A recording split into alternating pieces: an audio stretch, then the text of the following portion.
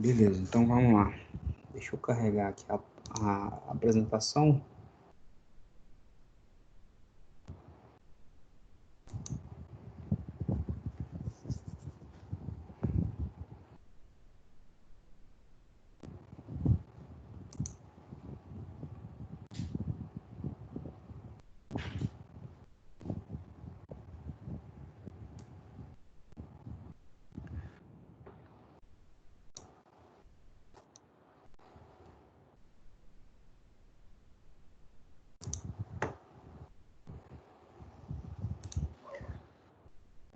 Bom, pessoal, hoje a gente vai tratar da unidade 3 ali, a seção 1,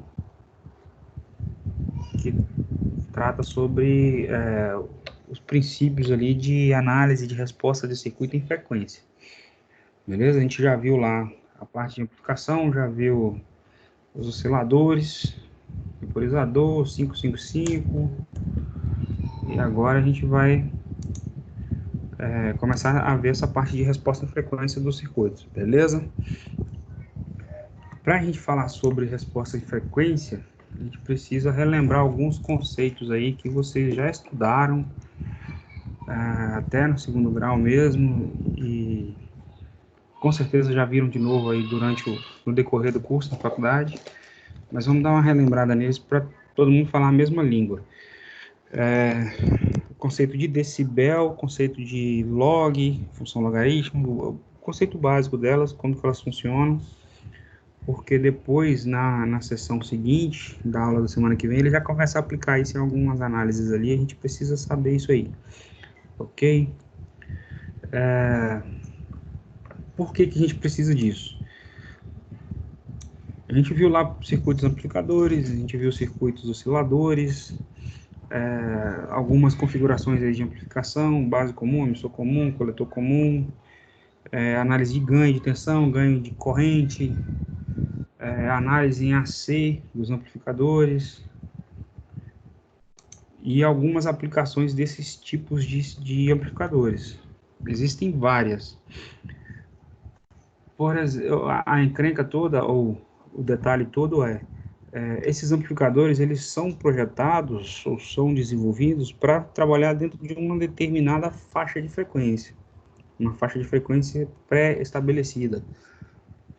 Porque essa faixa de frequência influencia, por exemplo, no dimensionamento de capacitores,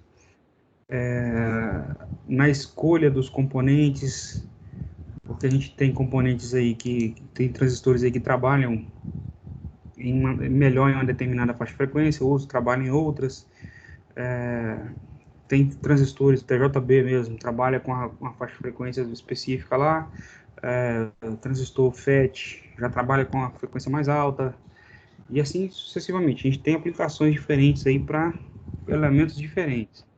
Só que em todos eles a gente tem existe a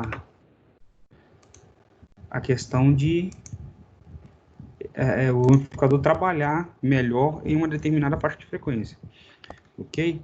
Se por algum motivo chegar na entrada desse amplificador algum sinal que esteja fora dessa faixa ou com a frequência acima dessa faixa predeterminada ou abaixo, a saída vai apresentar uma atenuação muito grande. E geralmente vai apresentar distorção, vai apresentar falhas, vai corromper o sinal, enfim, o circuito não vai responder direito, porque está fora da faixa de frequência que ele foi dimensionado para trabalhar, beleza? E se a gente estiver trabalhando com circuito de áudio, com informação de áudio, complica mais ainda, porque o sinal de áudio, ele é, na verdade, uma composição formada por várias frequências diferentes, por vários sinais senoidais com frequências diferentes, todo mundo junto num pacote só ali, num bloco de informações ali, e isso vai para o amplificador. E o amplificador tem que responder a esse conjunto todo, beleza? E se a gente não souber, na hora de dimensionar o circuito, o amplificador, se a gente não souber com quais frequências ele vai ter que trabalhar, existe um sério risco dele ser dimensionado para uma determinada frequência ou para um determinado grupo de frequências ali, e ele acabar recebendo informação aí com frequências diferentes e ter atenuação, ter distorção. E distorção em áudio, por exemplo, é um estrago grande, porque a gente vai ter lá na saída, no alto-falante, ou no sinal digital, na saída vai receber uma informação completamente adulterada e inteligível. Ok? Então, no caso de amplificadores, principalmente de áudio, ele tem que ser bem dimensionado aí, pensando nessas frequências que ele vai ter que trabalhar, beleza? Se nós formos pegar dentro do espectro de frequência, todas as frequências necessárias aí, por exemplo, no caso de um amplificador de áudio mesmo, o ouvido humano responde ou consegue ouvir, teoricamente, de 20 Hz a aproximadamente 20 kHz. É uma faixa grande para colocar isso dentro de um gráfico. Imagina ter que representar todas essas frequências dentro de um único gráfico medindo ali de 20 Hz a 20 kHz. É muita informação para pôr dentro de um gráfico, só se a gente for construir um gráfico linear normal, que é o que a gente está acostumado a usar aí, na maioria das aplicações. Uma das saídas para isso, uma das alternativas para facilitar essa construção gráfica, aí, a representação gráfica, é usando gráfico logarítmico. E para usar o gráfico logarítmico, a gente precisa entender como ele funciona, como a função logarítmica funciona. Ok? Geralmente esses gráficos logarítmicos, ele tem um dos eixos, geralmente o eixo horizontal aqui embaixo, ele está na escala logarítmica e o eixo vertical está na escala linear. Geralmente eles são construídos assim, a maioria deles é construída assim. Eu estou reduzindo a velocidade, porque toda hora chega um pedido de mais alguém para entrar na reunião aqui, aí eu estou parando toda hora para voltar lá. Mas vamos lá. Geralmente esses gráficos eles têm um dos eixos na escala logarítmica, beleza? E o outro eixo está na escala linear. A maioria dos gráficos logarítmicos são assim, são construídos assim. Isso aqui tem algumas vantagens para quando a gente tem que trabalhar com informações dentro de um grupo grande, de uma escala grande. Por exemplo, no caso do áudio, eu teria informações aqui que estão variando de 20 Hz até 20 kHz. Eu teria que colocar isso todo mundo aqui dentro desse gráfico. Se a gente for fazer um gráfico linear para isso, vai ficar um gráfico gigante. Além de muito trabalhoso, dependendo da situação, é até impossível fazer isso manualmente. E a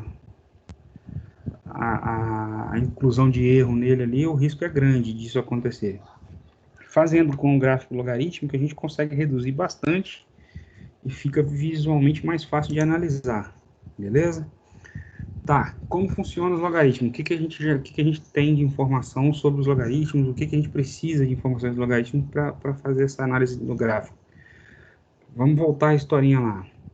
Provavelmente vocês já estudaram isso aqui lá no segundo grau. Esse camarada aqui, o John Napier, ele escreveu em 1600 e alguma coisa um livro trazendo essa teoria dos logaritmos, como funcionaria esses logaritmos. Qual é a ideia? Ele fez, a princípio, essa análise aqui. A gente tem um número na base 10 ali, um número 10 elevado a 0, 10 elevado a 1, 10 elevado a 2, e assim sucessivamente. E ele percebeu que existe uma relação aqui entre o expoente e o resultado da operação. Isso aí é óbvio, vocês já estão carecas de trabalhar com número na base 10 e expoente na base 10, exponenciação, né? Então, isso aqui é tranquilo, é óbvio para vocês. Mas aí, o que ele fez? Ele jogou isso aqui tudo organizou mais ou menos nesse formato que está embaixo aqui. É possível até hoje encontrar imagens aí dos originais de quando ele escreveu isso aqui. A representação está bem parecida com isso. Ele só usou letras aqui no lugar da base, né? Mas a representação está bem parecida com isso. Dá para a gente relacionar o número original lá com o expoente. Ok? Existe uma relação aí entre eles. E Aí, por exemplo, a gente tem, dentro dessa sequência aqui, se eu quiser representar o número 40, 40 tem que estar entre o 10 elevado a 1 e o 10 elevado a 2, beleza? Tem que ser algum expoente aqui dentro. Foi todo mundo agora. Então, aí ele fez o seguinte, ele sabe que tem que estar entre 10 elevado a 1 e 10 elevado a 2. Expandiu ali a tabelinha dele e foi recalculando. 10 elevado a 1,0, 10 elevado a 1,1, 1,2, e foi, até chegar lá no 10 elevado a 2. E aí ele viu que o 40 tem que estar aqui nesse meio, entre 10 elevado a 1,6 e 10 elevado a 1,7. Expandiu de novo e foi recalculando. No final das contas, ele descobriu que se ele pegar 10 elevado a 1,602,059, mais alguma coisinha aqui para frente, ele tem o 40, beleza? Ou, uma outra forma de representar isso é log de 40 na base 10 vale isso aqui, 1,60259, beleza? Entenderam a relação? Isso aí é tranquilo, né? Vocês já estudaram isso é tranquilo. E se a gente mudar a base? Por exemplo, trabalhar com a base 2 agora. E for procurar o 40 de novo. O 40 tem que estar entre esse cara e esse cara. Beleza? Aí expande de novo, a gente vai recalculando. Vai chegar na relação que o 40 está aqui entre esses dois, né? Expande de novo e vai recalculando. Ou seja, 2 elevado a 5,31 equivale ao 40. Beleza? Aí tá dando problema aqui.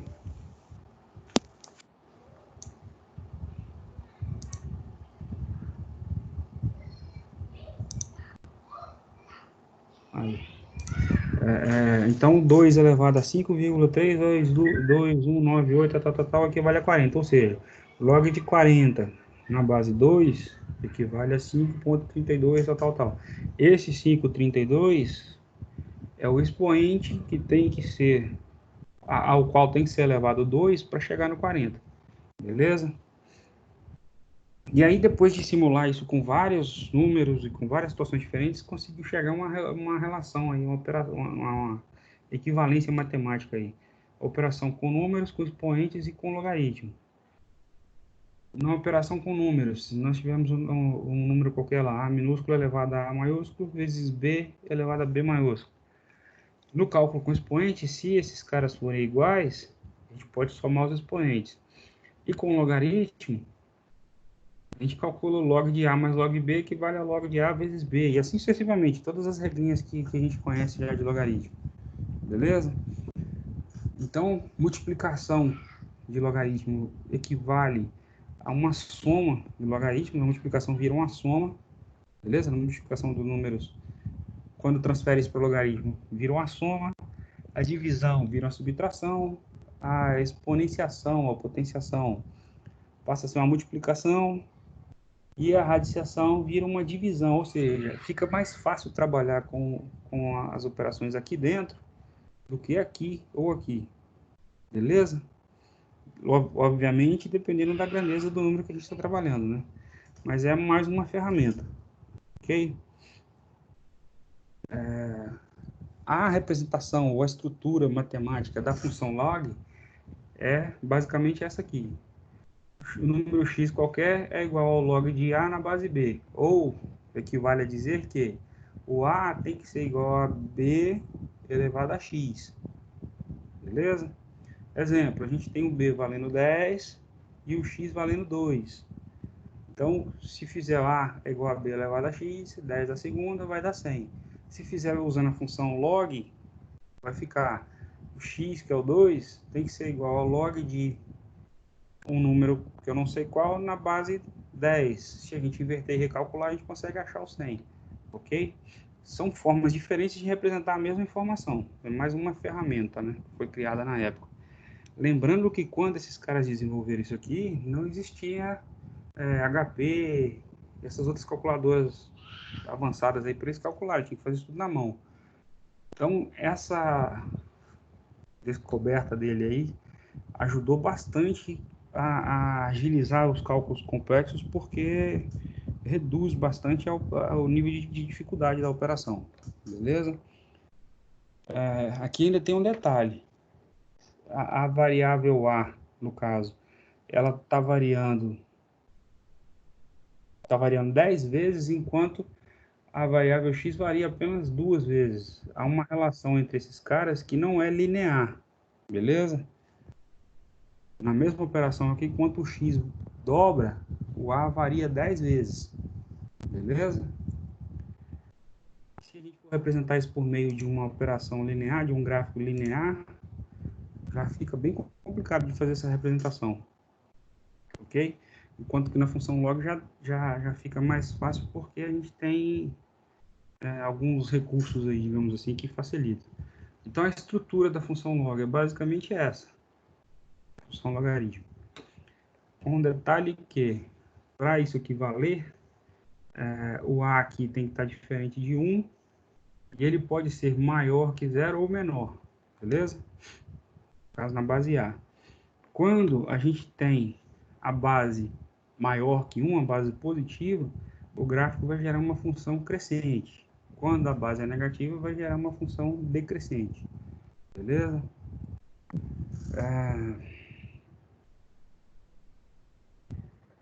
Então, voltando lá para o início da conversa, com a representação gráfica disso.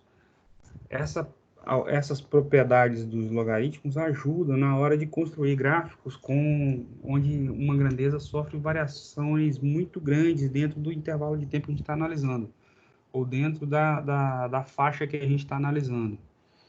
Exemplo, o áudio. O sinal de áudio pode variar de 20 Hz a 20 kHz. Então, se a gente for fazer um gráfico linear disso, teria que entrar com uma quantidade muito grande de informações no gráfico, e ficaria um gráfico muito grande e bem complexo de fazer. Ok? Um outro exemplo, a gente tem uma escala, se fosse representar um sinal qualquer lá, que varia de 0 a 10 kHz. Numa escala linear, para conseguir representar isso aqui, a gente precisaria de pelo menos 1000 eixos verticais e de 10 pontos em cada eixo. Já na escala logarítmica, isso cai para 4 eixos verticais com 10 pontos em cada eixo. Por quê? Log de 10.000, que é o 10K, na base 10 é igual a 4.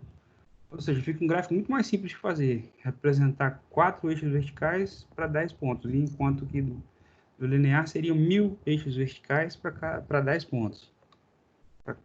E 10 pontos para cada eixo. Conseguiram entender aí a diferença? Essa função log ajuda muito quando vai fazer representação gráfica de grandezas que tem uma variação muito grande. Beleza? Por quê? Usando a escala logarítmica, ela ajuda nessa expansão da faixa de variação do sinal que a gente está analisando. Beleza? Geralmente, como eu falei lá no início, geralmente, quando isso é aplicado em gráficos, é gerado o gráfico que é chamado de semilog. Por que é semilog? Porque o eixo horizontal dele está na escala logarítmica e o eixo vertical está na escala linear. Beleza? Por isso que ele é chamado de semilog. É uma das escalas só que é logarítmica. Exemplo. Nesse desenho aqui mesmo, a gente tem uma variação logarítmica aqui na horizontal. Esses caras vão representar os expoentes na base 10. Beleza? Então, aqui no 2, por exemplo, seria o log de 2 na base 10. Essa reta vale 0,301. Já essa reta seria o 10, log de 3 na base 10, vai para 0,47. Entenderam que a variação ajuda bastante nessa representação. Se pegar aqui, por exemplo, log de 9 na base 10, já vai para 0,9. Eu não preciso de 9 ou 10 divisões aqui dentro para representar esses caras, de mais representações, divisões aqui dentro para representar esses caras. Beleza? Na seção seguinte, na seção 3.2, vai usar esses gráficos para fazer algumas análises ali. Então, a gente precisa estar familiarizado com isso. Beleza? Além disso, além da função logarítmica, ainda tem uma uma outra informação importante aí que a gente vai usar também, que é o decibel. Vocês já estudaram decibel também. Segundo grau, se eu não me engano, chega a ver isso. O decibel é uma grandeza, é uma unidade de medida, digamos assim, geralmente é usada para áudio, para fazer uma relação entre potência de, de áudio, para equipamentos de áudio, relacionando potência com pressão sonora, beleza? Mas é usado em outras aplicações também. Telecom usa bastante, transmissão de sinal usa bastante, e amplificadores também usa, costuma usar, ok? Qual é a ideia? Se a gente pegar, por exemplo, uma potência de 4 watts, que está gerando um som qualquer, e aumentar esse cara para 16 watts, a resposta sonora disso não vai aumentar 4 vezes também. Houve um aumento de potência aqui em 4 vezes, mas a resposta sonora não será aumentada em 4 vezes também, porque elas não são, a relação entre elas não é linear, beleza? Essa unidade de decibel foi criada pelo Graham Bell, que foi oficialmente o inventor do telefone. E aí ele descobriu o seguinte: a variação de som que o ouvido humano percebe não acompanha uma escala linear. Ou seja, se a gente pegar um sinal de áudio qualquer lá e dobrar a amplitude desse sinal, ou seja, está dobrando a potência elétrica do sinal, o ouvido não vai perceber como o dobro de aumento de pressão sonora, ou o dobro do aumento do volume do som. O ouvido humano não vai perceber essa diferença como o dobro. Vai perceber um aumento, mas não necessariamente o dobro. Ok? E assim sucessivamente. Se a gente diminuir a potência elétrica pela metade, o ouvido não vai perceber a redução da pressão sonora pela metade. Vai perceber uma redução, mas não a metade. Por quê? A escala que o ouvido humano identifica, percebe, ela trabalha com a função logarítmica também. E aí ele descobriu o seguinte: se pegar um par de condutores e transmitir um sinal de uma cidade para outra usando esse par de condutores, se não houver correção desse sinal no caminho, ou seja, se não aplicar um amplificador nesses caras no caminho, a potência que está sendo entregue na entrada da linha não vai chegar toda lá no final, vai chegar uma potência mais baixa. Dependendo da distância, nem chega. E se chegar, vai chegar cheio vai sofrer muita atenuação, vai chegar cheio de ruído, com uma série de problemas, e dependendo da situação, acaba tornando a mensagem que está aqui dentro inteligível, beleza? E aí ele criou uma unidade de medida para essa atenuação que esse sinal sofre aqui dentro desse caminho, desse trajeto, beleza? Chamou na época essa unidade de TU. Depois que ele morreu, os engenheiros da Bell Technology resolveram renomear a unidade para Bell em homenagem ao Graham Bell, que foi quem criou esse negócio. Beleza? Tá. A, a definição oficial do Bell Labs, que é o que criou, que padronizou esse negócio, é... Espera aí, só um minutinho.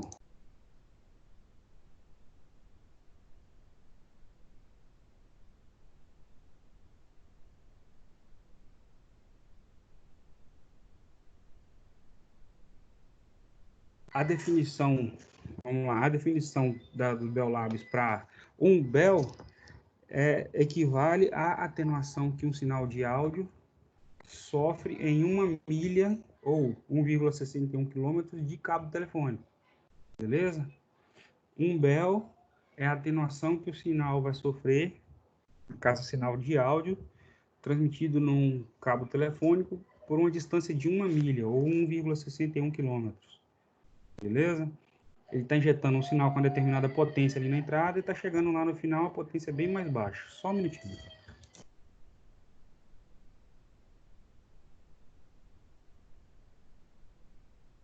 Relaxa. Em casa é assim mesmo. Daqui a pouco o meu também começa a falar aqui.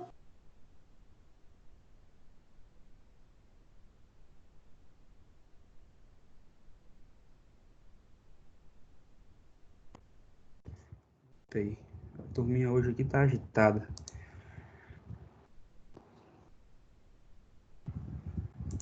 Ok? Então, a definição de Bell é essa, de 1 Bell. Só que depois eles descobriram que 1 Bell era uma unidade muito grande e que acaba resultando, quando aplicado nos cálculos, acabava resultando em valores muito altos para se trabalhar. Então resolveram dividir esse cara por 10. E aí surgiu o decibel, beleza? O desinho minúsculo equivale ao submúltiplo ali dividido por 10, né, da grandeza dividido por 10. Beleza? Então a representação é D minúsculo, B maiúsculo, decibel. 1 decibel equivale a 1/10 de Bell. Beleza? Tá, essa grandeza decibel, ela representa proporção entre um sinal, a proporção de um sinal em relação a alguma referência. Por exemplo, ele vai medir a atenuação do sinal que está sendo injetado aqui na entrada, com quanto que esse cara vai chegar. Ele vai chegar com um valor mais baixo. Então, ele vai fazer a proporção entre a saída e a entrada, vai me dar o quanto que esse sinal sofreu de atenuação. Ele está fazendo um cálculo de proporção ali entre duas referências, dois valores, beleza? Ou entre um valor e uma referência específica, beleza? Como ele está dividindo a grandeza por ela mesmo, a grandeza decibel, então, ela é adimensional, beleza? Como que a gente calcula isso? Qual é a função matemática disso? É o log da potência de entrada sobre a potência de saída, beleza? Ou isso aqui vai me dar unidade em Bell. Se for para decibel, multiplica isso aqui por 10, vai me dar unidade em decibel, beleza? Esse cálculo aí, então, vai me dar o ganho de potência do sinal, que pode ser um ganho negativo, que seria atenuação, ou um ganho positivo, ok? Ele está amplificando o sinal. Dá para fazer esse cálculo, aplicar esse mesmo conceito em diversas grandezas diferentes. Por exemplo, ganho de tensão, ganho de potência, e por aí vai, ok? E aí, como é uma função logarítmica, não é uma função linear, a gente substituindo isso aqui na escala, recalculando aqui, substituindo na função, né? Fazendo essa divisão aqui, ou melhor, por exemplo, 3 dB é igual a isso, 20 log na base 10 de V2 sobre V1. Se a gente recalcular aquela proporção ali, a gente vai chegar a algumas informações aí que são importantes. A potência em dB, se, por exemplo, o valor dela é 3 dB, significa que a potência final é o dobro da potência inicial. Se o meu ganho é em dB de 10 dB, significa que a potência final é 10 vezes maior que a potência inicial. Tá vendo que não é linear a proporção.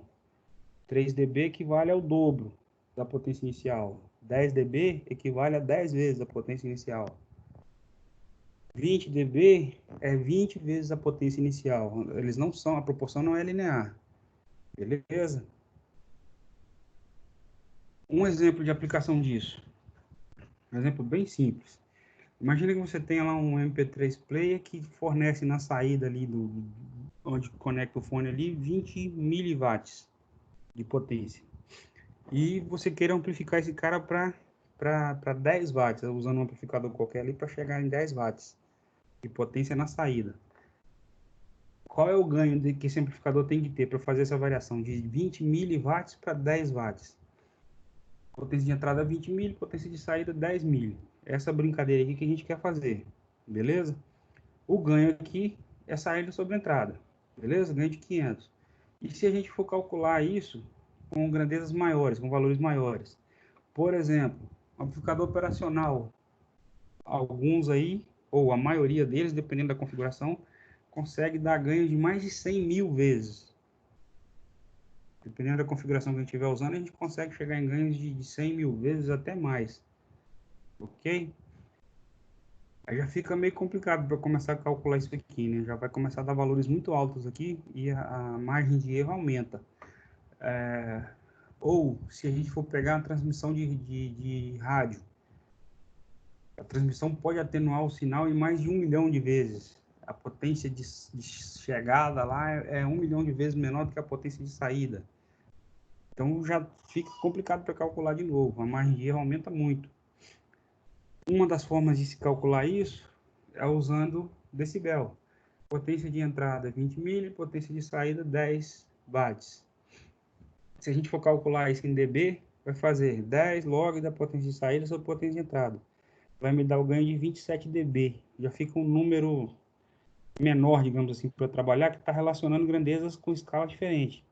Aqui está em mili, está em 10 a menos 3, e aqui está na unidade dela, na unidade fundamental. Beleza? Tem uma relação aqui de mais de 1000 vezes. E aqui vira um númerozinho simples, sem multiplicador, sem nada. Ah, é valor baixo. Beleza, mas se a gente estiver trabalhando com um cara desse, ou desse, já faz diferença. Beleza? Um exemplo de um enlace de rádio sem usar o decibel. A gente tem um transmissor que está mandando 10 watts na linha de transmissão. A linha de transmissão entrega isso lá para a antena vai transmitir isso no ar, vai gerar o campo eletromagnético aqui, esse campo vai propagar no meio, no caminho, no ar, uma outra antena vai captar isso, vai jogar isso na linha de transmissão, que também tem atenuação, e vai chegar no receptor. Está mandando 10 watts, está chegando 4 nanowatts, 10 a menos 9, beleza? É uma variação grande. O transmissor manda 10, ou a linha de transmissão está atenuando metade do sinal, ou seja, está chegando lá na ponta da antena 5 watts. Como a antena é direcional, essa antena aqui é direcional, ela vai transmitir isso num sentido só, ela concentra esse sinal num ponto só, então ela amplifica esse sinal, digamos assim, em 40 vezes, beleza? Ou seja, aqui nesse ponto a gente está saindo 200 watts. Não amplifica, né? Como ela concentra num ponto só, ele vai ficar concentrado ali e vai sair em 200 watts. O meio onde esse sinal está sendo transmitido tem uma atenuação muito alta, de 1 vezes 10 a 15 vezes. Ou seja, o sinal vai sofrer uma perda, uma atenuação de 1 vezes 10 a 15. Está saindo 200, vai chegar a 0,2 nano na antena de recepção. Como essa antena também concentra o sinal num ponto só, ela aumenta em 40 vezes. E aí está saindo 8 nano na antena. A antena joga isso na linha, a linha vai atenuar, no caso ali, metade do sinal, mesmo esquema da linha da entrada lá. Então vai chegar no receptor 4 nano. Então ele está trabalhando com grandezas variando muito aqui, de watt para nano, depois volta para watt de novo, depois nano de novo. Aqui está trabalhando com valores baixos, mas se a gente estiver jogando pegar um sistema real desse aqui, vai jogar esses valores lá para cima e dar uma confusão para calcular isso aqui. Principalmente na hora de calcular essa atenuação aqui. É uma confusão para calcular isso. Se jogar isso para dB, já fica mais fácil de enxergar. O transmissor está transmitindo em 40 dB.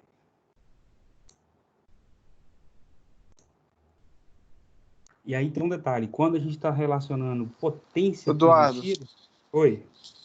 Ali quando ela for transmitir, quando ela for atenuar, independente da distância, vai ser 1 vezes 10 a 15 ou a cada distância tem a sua atenuação?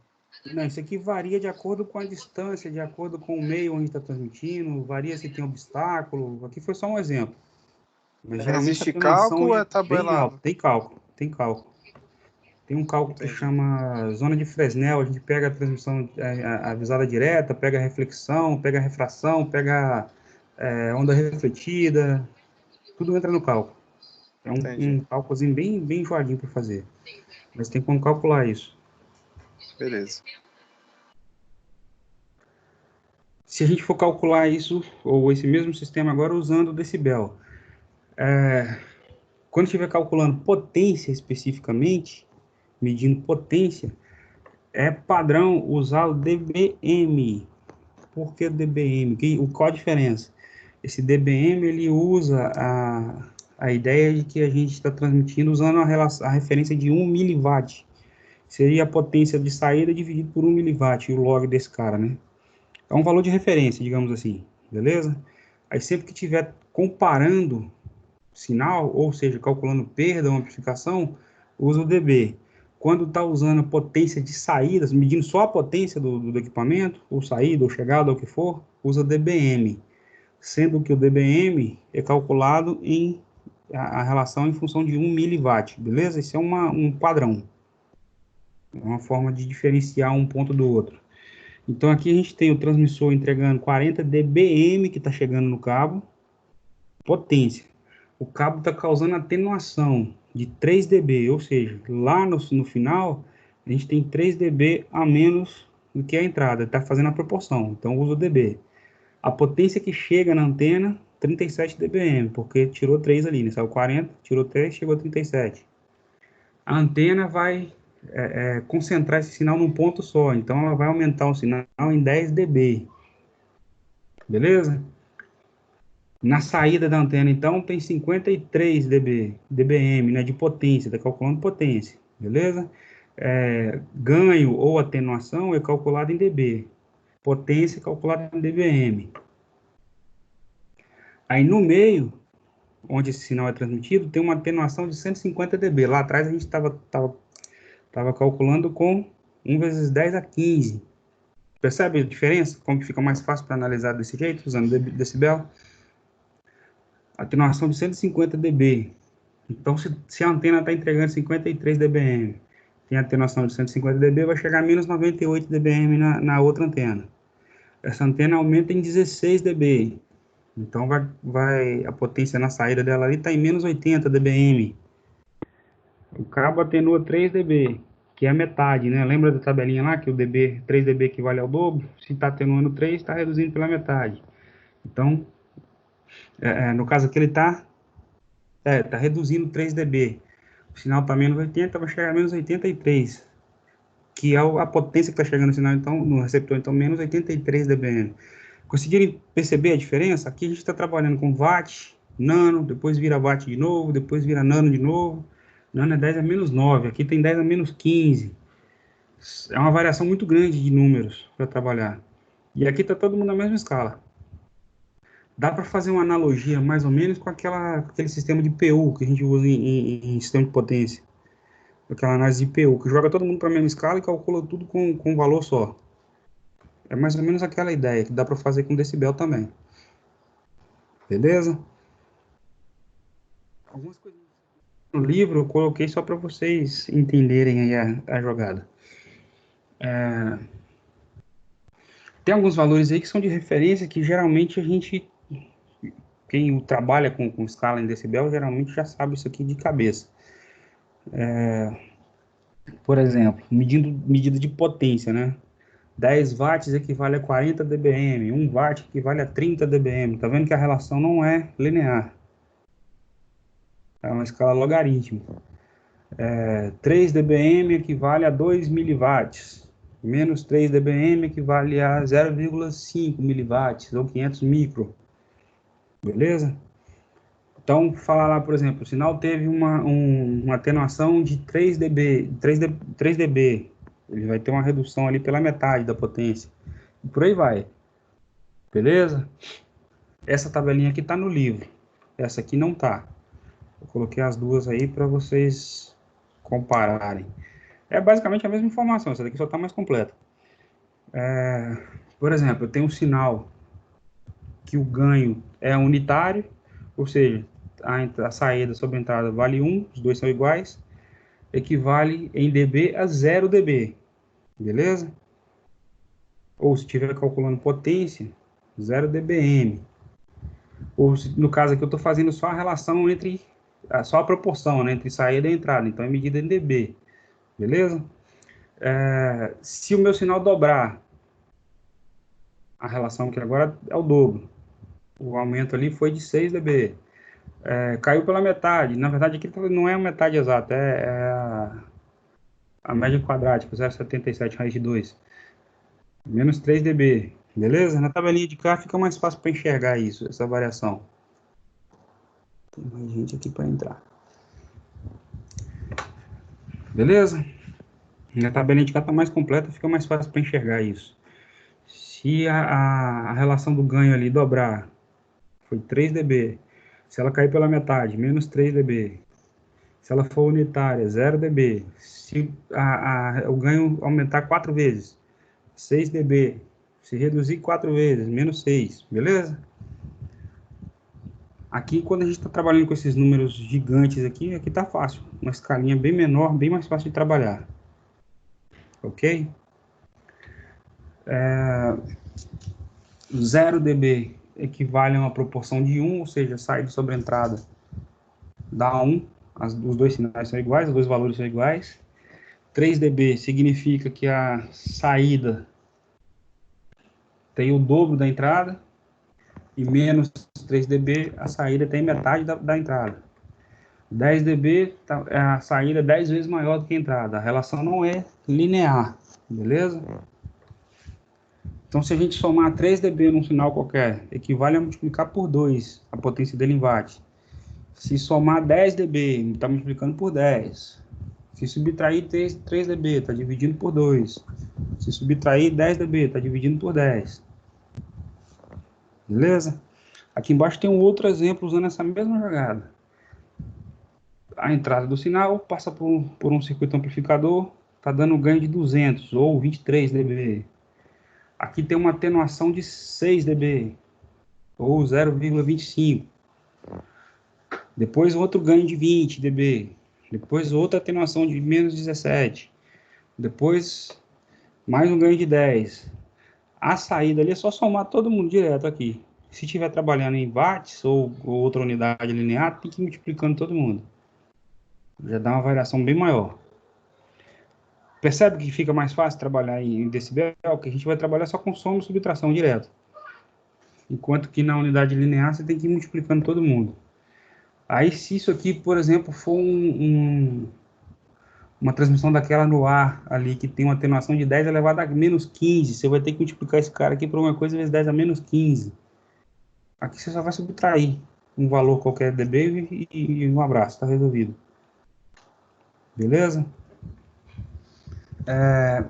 O dBm, ele não mede, não é unidade de potência. Ele mede uma determinada potência em um ponto qualquer do seu sistema em relação a 1 miliwatt, beleza?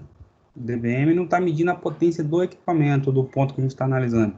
Ele está medindo aquela potência em relação em referência, usando como referência 1 miliwatt, está fazendo a proporção da potência medida naquele ponto em relação a 1 miliwatt, que é um valor fixo, tabelado, beleza? E aí ele vai te dar o valor, se a gente substituir aí na equação, ele vai te dar o valor em dBm. Se tiver calculando ganho ou atenuação, a gente vai calcular em dB. Existem variações aqui ainda, tem dBu, tem dBA, tem outras subdivisões ali dentro, ok? Com aplicações diferentes. Essa escala decibel, ela é muito usada, por exemplo, em aplicações de áudio. Quando a gente precisa medir variação de volume, por exemplo. Não sei se vocês já chegaram a observar nesses amplificadores de áudio, que a escala ali, a escala de volume, ela está em dB. Geralmente. Como funciona? Qual é a jogada? O volume sonoro seria o equivalente à intensidade sonora, ou à pressão sonora que o ouvido está percebendo. Ok? Então, se a gente perceber variação de volume, equivale a dizer que está percebendo variação da pressão gerada por uma onda sonora qualquer, ok? Está variando a pressão gerada pela onda sonora. Ou seja, está variando a intensidade dessa onda sonora, beleza? O nosso ouvido entende isso como variação de volume. O cérebro humano vai entender isso como variação de volume, beleza? Só que essa variação não é linear. Se a gente tem um determinado equipamento que está transformando 10 watts em potência sonora, está num determinado nível de pressão sonora. Se a gente dobrar essa potência na saída do amplificador ali para 20 watts, a variação de pressão sonora não vai dobrar também, ela vai variar, mas não é o dobro. Beleza? A variação que o ouvido vai perceber ele não é o dobro. Assim como se a gente reduzir pela metade a potência em watts na saída do amplificador, a variação que o ouvido vai perceber não é a metade da pressão sonora para chegar no ouvido dele. Ok? O ouvido humano tem dois limites, que é o limite mínimo ali, que a partir do qual ele consegue perceber a variação de pressão sonora, que é o limite de audibilidade, que é a intensidade mínima de pressão sonora que tem que ter para o ouvido perceber. E, no outro extremo, tem o que é chamado de limite de dor, que é o máximo de pressão sonora que pode ser aplicada, chegar no ouvido sem causar danos ao ouvido, ok? Ou sem causar dor. Se ultrapassar esse limite, além de causar dor, vai causar danos auditivos, beleza? Então, o nosso equipamento, no caso ali, o nosso amplificador, ele tem que trabalhar dentro dessa faixa, beleza? Só que essa faixa, a variação é muito grande. E isso vai variar em função da frequência também, porque o ouvido não responde de maneira igual a todas as frequências dentro da faixa que ele percebe. O ouvido humano, os limites padronizados aí tabelados, o ouvido humano consegue perceber de 20 Hz a 20 kHz, 20 mil Hz. Só que ele não responde ou não é estimulado de forma igual para cada uma das frequências dentro desse intervalo. Beleza? Ele responde ou percebe variações dentro desse intervalo com o nível de percepção diferente de acordo com a frequência que a gente está trabalhando. Então, por exemplo, se a gente tiver com a frequência de 1000 Hz,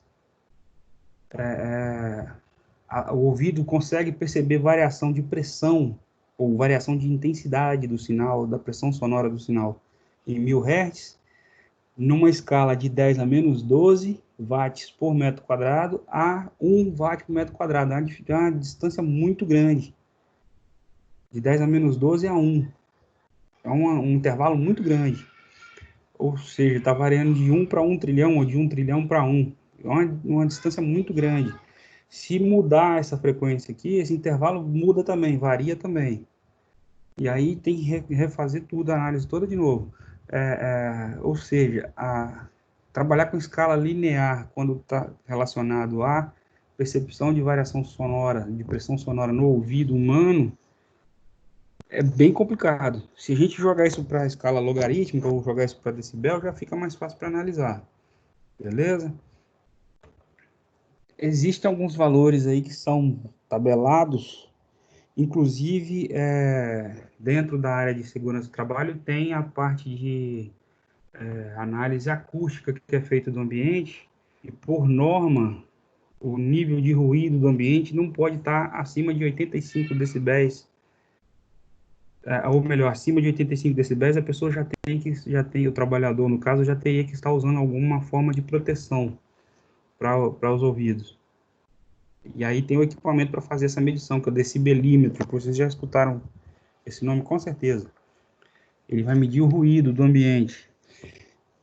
Por exemplo, um avião a jato, a 30 metros de um ponto de observação, ele vai emitir um ruído próximo de 130 decibéis. O ouvido acima de 85 já começa a ter risco de ter danos no ouvido. Já teria que usar um protetor acima de 85. E se isso for transformado para watts, num equipamento eletrônico, por exemplo, seria próximo a 10 watts, daria 130 dB. Um trovão, 0,1 watt, corresponderia a 110 dB, beleza? Um show qualquer aí de uma banda de rock, vai variar nessa faixa aqui de 90 a 120 dB, ou seja, já está acima do limite que a pessoa poderia estar exposta sem proteção. Por isso que geralmente essa galera que fica muito em show acaba ficando meio surda. Perde ali a sensibilidade para as frequências mais altas e para as frequências mais baixas. Aí depois vai fazer aquele exame de audiometria, já não consegue mais identificar as frequências dos extremos, né, as mais altas e as mais baixas. Porque acima de 85 aproximadamente, se for exposto a sons ou pressão acima de 85 dB, já começa a causar dano no ouvido. Beleza? Uma conversa normal aí tá entre 50 e 70 dB, e por aí vai. Isso aqui tem um pedaço de uma escala, né? Essa escala é bem grande. Ok? Conseguiram entender aí a aplicação? Aqui ele está variando de 10 watts para 0,01 watt. Uma variação gigante. E na escalinha está variando de 130 a 0 em dB. Fica bem mais fácil para trabalhar com esse cara desse formato do que com esse. Beleza? Então essa escala em decibel, ela é útil para quando a gente precisa trabalhar com grandezas que têm uma variação muito grande. Tem uma faixa de variação muito grande. Beleza? Até aí, a gente só falou sobre as escalas, a escala logarítmica e a escala em decibel. Beleza. Voltando lá para os nossos amplificadores. A gente estudou já alguns tipos de amplificadores lá no início da disciplina e viu a análise dele em corrente contínua, viu a análise em AC. A gente viu que são usados capacitores ali para fazer, dentre outras coisas, contenção de sinal. Por exemplo, a fonte contínua está alimentando o transistor e polarizando o transistor, mas aquela corrente contínua não pode ir lá para a saída, para a carga, ou não pode voltar lá na entrada do sinal que está sendo amplificado. E quem vai fazer esse controle aí de não deixar passar a corrente contínua é o capacitor. A gente já viu, por exemplo, filtros, capacitores sendo usados como filtros. A circuito RC sendo usado como filtro. Por que ou como funciona isso? O capacitor ele tem, quando ele está sujeito à corrente alternada, onde há inversão de polaridade, ele apresenta reatância capacitiva. Se daria para fazer uma analogia com a resistência de um resistor. Só que a resistência do resistor é fixa, dentro de uma faixa grande de referência, dentro de uma margem grande, ela é fixa, praticamente fixa. A reatância capacitiva vai variar com a frequência. Se a frequência aumenta, a reatância diminui. Se a frequência cai, a reatância aumenta. São inversamente proporcionais. Então, lá no meu amplificador, se eu estou trabalhando com um sinal alternado, por exemplo, áudio, esse cara vai responder diferente, de maneiras diferentes, frequências diferentes que vão chegarem nele. Beleza? A reatância ou a oposição que esse cara vai apresentar a passagem de corrente por ele vai depender da frequência do sinal que está chegando nele. E isso cria uma característica no amplificador que limita a resposta do amplificador, tanto para baixas frequências quanto para altas frequências. Dentro de um determinado intervalo, ele responde bem, próximo do ganho máximo ali do circuito, e abaixo de uma determinada frequência, o ganho cai muito, a eficiência do circuito cai muito, e acima de uma determinada frequência também cai muito. Ele sofre uma atenuação muito grande. Ou seja, existem dois limites ali que vão cercar ou filtrar ou permitir que esse circuito trabalhe dentro de um intervalo de frequências. Beleza? No meu gráfico aqui eu tenho a escala de frequência no eixo horizontal aqui, que está em logaritmo, e tem a escala de ganhos de tensão média aqui na vertical, escala linear. Beleza?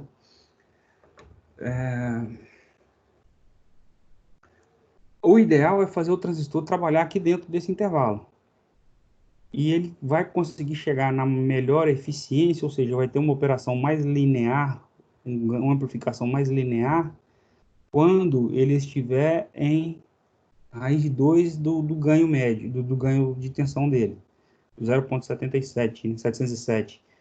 Dentro desse intervalo aqui, é o máximo de ganho que a gente consegue aplicar para chegar numa operação linear, digamos assim, do amplificador, beleza? Acima disso, ele responde, mas a faixa encurta. A operação linear dele fica mais curta.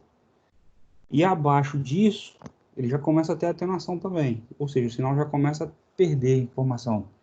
Então, o ideal é fazer ele, dimensionar o nosso amplificador para trabalhar dentro desse intervalo aqui, que é onde ele vai ter uma margem de amplificação linear maior. Ou seja, ele vai injetar menos distorção no sinal que ele está amplificando. Ok?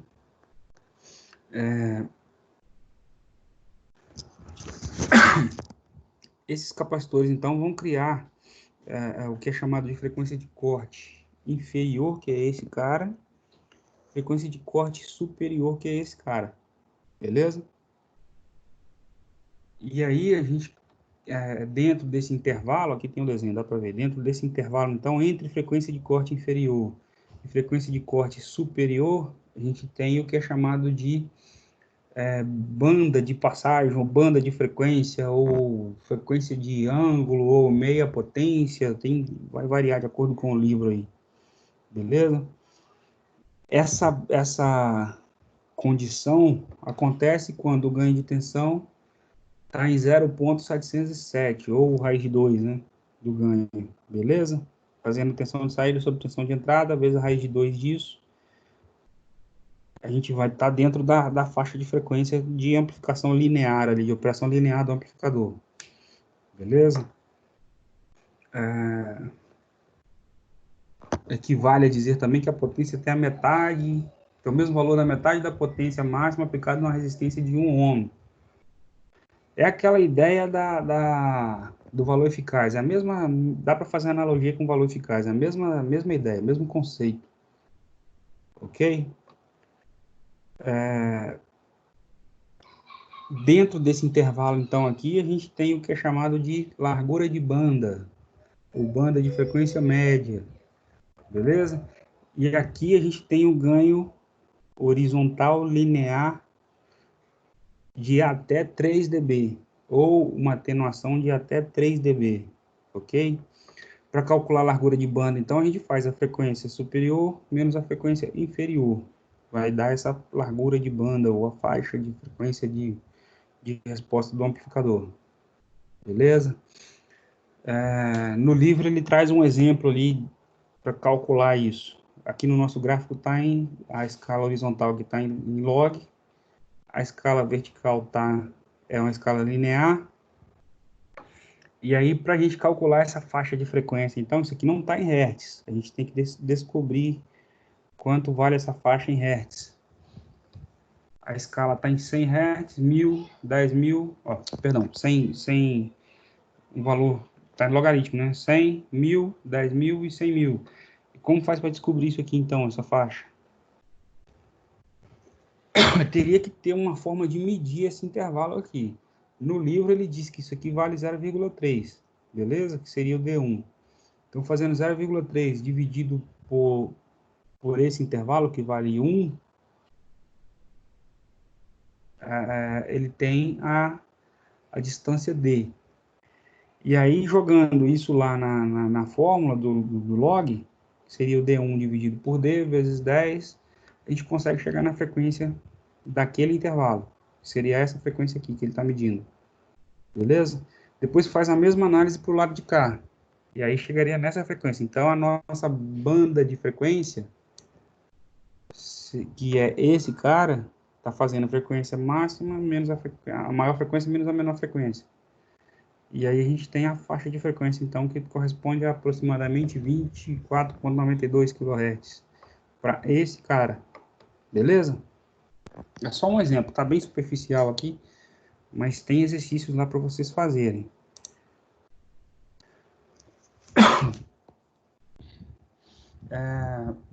Existe uma outra aplicação que vai usar depois no livro, na seção 2 da unidade 3, que ele inverte esse gráfico e trabalha usando o pico aqui como 0 dB, beleza? E dali para baixo ele vai fazendo a escala em dB. A escala aqui vai para decibel e aqui está log. E aí a gente tem o gráfico que é chamado de diagrama de Bode. Não sei se vocês já leram esse nome em algum lugar por aí. Ele é um gráfico logarítmico que é usado para análise de sinal, para ganho de sinal, geralmente quando envolve variações muito grandes aí do sinal que a gente está analisando, beleza? Ele fica assim, mais ou menos, bonitinho, né? Aqui está em dB e aqui está em log, beleza? É uma forma mais fácil de representar sinais que tem variações grandes, tanto de amplitude quanto da frequência, beleza?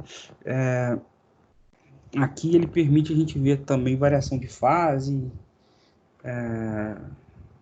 além da variação do ganho, dentro de faixas de frequência diferentes. Esse cara é montado a partir da transformada de Fourier. Eu acredito que vocês já viram transformada de Fourier em cálculo também. Mas, de qualquer forma, a gente não vai precisar calcular a transformada de Fourier, não. Para o que está no livro, não vai precisar calcular, não. Mas esse diagrama sai a partir da decomposição do sinal que a gente está analisando ali. Aplicando transformada de Fourier, a gente consegue identificar as frequências envolvidas. E aí consegue montar o gráfico. Tem mais alguém pedindo para entrar aqui. Beleza? Se eu não me engano, a seção 1 da unidade 3 vem só até esse cara. E aí tem 3 exercícios no final da unidade para vocês fazerem. Para divertirem lá com os 3 exercícios que estão lá. Eu estou tentando seguir no ritmo que está no livro, para não atropelar, né, o conteúdo no formato que está aprovado lá no portal para vocês. Beleza? E aí, dúvidas?